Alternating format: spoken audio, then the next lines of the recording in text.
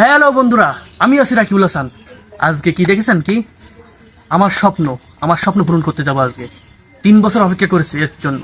Online থেকে টাকা income করে আস্তে আস্তে তিলে তিলে কষ্টে টাকা, তো স্বপ্নটা পূরণ করতে যাচ্ছি। আপনারা সাথে থাকুন। কি কিনি, কি বিতান্ত থাকি, পুরো ভিডিওটা বিস্তারিত দেখুন, তাহলে বুঝতে পারবেন আজকে আমি কি কিনতে যাচ্ছি। আর অবশ্যই আপনারা থাকবেন। চলুন, আজকে যাচ্ছি খুলনা শপিং কমপ্লেক্স। আসুন। আমি এখন যাচ্ছি ডাক বাংলা থেকে নিউ মার্কেট।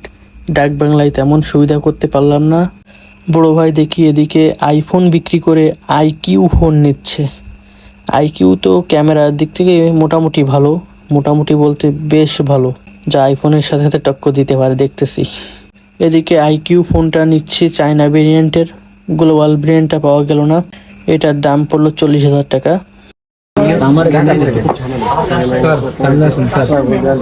আমার বস্তু দেয় কোনো সমস্যা নাই, ভাই সমস্যার কোনো বিষয় না। বিষয় হচ্ছে তো আমার এটা পছন্দ হয় না। ডায়মন্ড হোয়াইট বলে, ডায়মন্ড হোয়াইট খুবই সুন্দর। আমার কাছে এই কালারে ফুল দিলাম।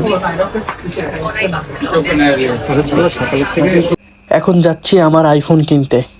আইকিউর ক্যামেরা তো অসাধারণ। আমরা এখন আছি নিউ মার্কেট দোতলার উপরে। দেখুন আইকিউর ক্যামেরাটাও জোস, একদম নাইট মোডে। তো আমরা এখন যাচ্ছি সেই শোরুমে, যে শোরুমে আমি ভিডিও দেখে এসেছিলাম। এখন আমরা এখানে হাজির হয়েছে। এখানে ওর প্রচুর ভিড়, আমাদের সময় দিতে পারতেছে না। দেখি কত সময় পরে আমাদের সময় দেয়। আপনারা সাথেই থাকুন। এদিকে আমাদের সময় দেওয়ার পরে আমরা কিন্তু টাকা দিয়ে একদম ফোনটা আগে থেকেই সিলেক্ট করে রাখছিলাম। সেজন্য আমরা বেশি ঘাটাঘাটি না করেই ফোনটা নিয়ে নিলাম। এখানে একটা রুলস আছে যে অনেক কিছু লেখালেখি করলো, প্লাস টাকাগুলো গুনলো, অনেক সময় গেল। এখানেই দেখুন অনেক কি রুলস আছে। রাকিবুল হাসান জি।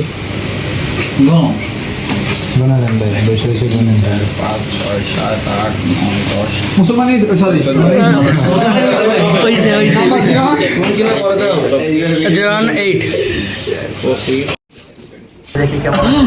সিনেমাটিকে জুম ইন জুম আউট করেন।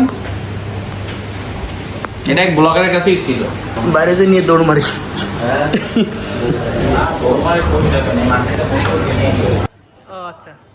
এদিকে আমি নাইট মোডের ক্যামেরাটা একটু টেস্ট দিলাম, জুমিং বাড়ি দিলাম, কেমন কোয়ালিটির ভিডিও হয় আপনারা দেখলে বুঝতে পারবেন কেমন ভিডিও হয়।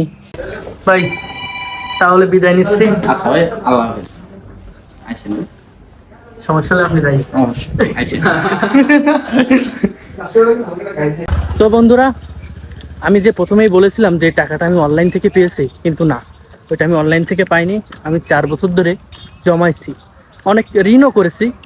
সেই টাকা দিয়ে এখন আমি আইফোন কিনলাম। এতে লজ্জার বিষয় আছে, কিন্তু স্বপ্ন পূরণ করেছি। যাই হোক বন্ধুরা, আপনারা আমাদের সাথে থাকুন। আজকের ব্লগটি এখান থেকে শেষ করতেছি।